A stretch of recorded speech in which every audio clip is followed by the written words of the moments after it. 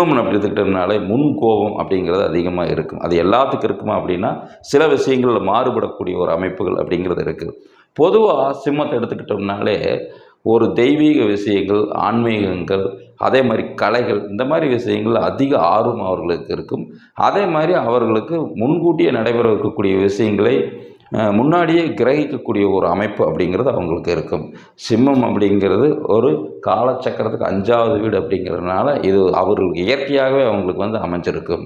சரி, இந்த பயிற்சிகள் சிம்மத்துக்கு எப்படி இருக்கும் அப்படின்னு சொல்லி பார்த்தோம்னா, இது நாள் வரைக்கும் 10ஆம் இடத்தில் இருந்த குரு இப்போ 11ஆம் இடத்துக்கு பயிற்சி அடைகிறார். அப்புறம் ராகு கேதுக்கள் 2 8ஆம் இடத்தில் இருந்த ராகு கேது 1 7ஆம் இடங்களில் பயிற்சி ஆகுது.